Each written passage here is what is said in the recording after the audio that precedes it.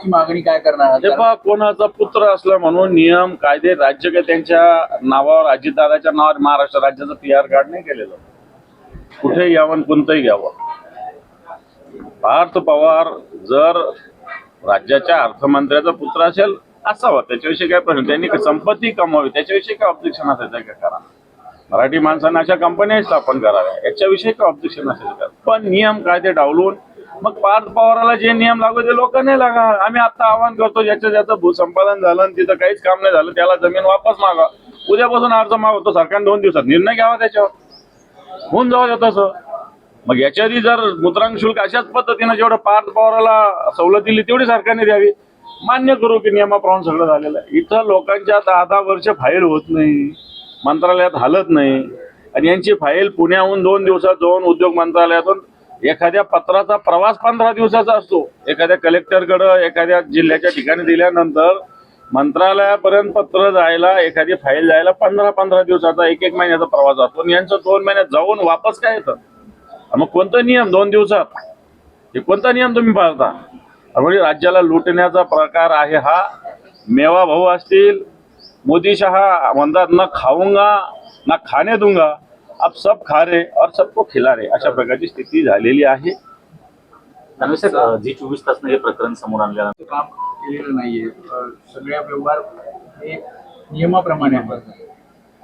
आम्हाला तेच म्हणणं आहे ना, नियम तुमच्यासाठी सगळे गुंडाळून ठेवले ना, की जमीन जी ॲक्वायझेशन झालेली परत कशी मिळते हा नियम आहे का? मग महाराष्ट्रातले अनेक शेतकरी, अनेक लोक उद्यापासून चला मागतील जमीन, आमचं भूसंपादन झाले परत द्या, तर सरकार देणार का? हा माझा पहिला प्रश्न आहे. महाराष्ट्र वतनाची जमीन कशाला म्हणतात?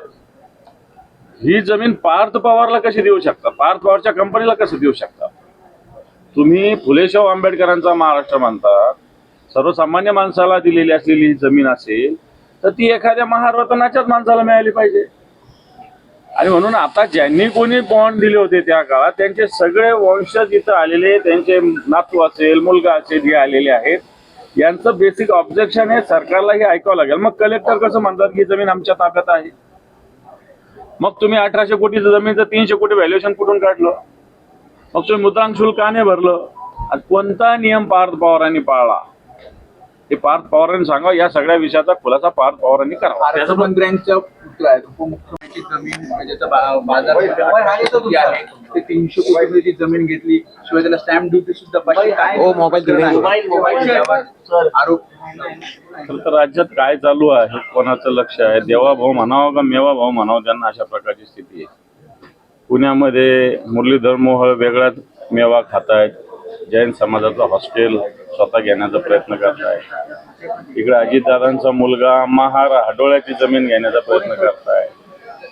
एकीकडं अशा पद्धतीनं हा महाराष्ट्राचा एक लूट मार करण्याचा एक प्रकार या महाराष्ट्रात चालू आहे. पुण्यात तो सगळ्यात मोठ्या प्रमाणावर चालू आहे.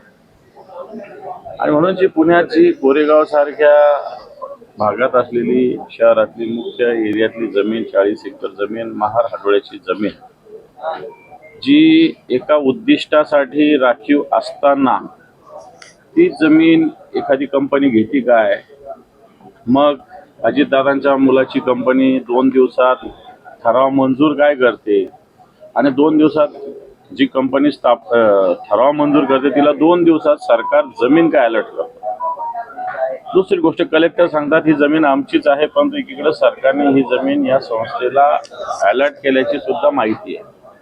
आणि म्हणून बरं, हे झाला एक प्रकार, अलॉट केली. नंतर त्याचं व्हॅल्युएशन काय? व्हॅल्युएशन पुण्यातलं जर 40 एकर जमीन कोरेगाव पार्क सारख्या भागातली असेल तर त्याचं व्हॅल्युएशन मिनिमम 1800 कोटी येतं. मिनिमम, मॅक्झिमम ते 2500 3000 कोटी पण जातात, पण 1800 कोटी. मग यांनी किती व्हॅल्युएशन दाखवलं? 300 कोटी. आणि रजिस्ट्री किती रुपयात झाली? 500 रुपयाच्या बॉन्डवर. आम्हाला सांगा की समजा महाराष्ट्राची जमीन जरी घेता आली तरी रेडी रेकनर रेट लावावा लागतो. याने जर जमीन केली तर त्याला 75% नजराना भरावा लागतो. पण हे सगळं प्रकरण गोंधळाचं आहे, भ्रष्टाचाराचं आहे, गैरव्यवहाराचं आहे.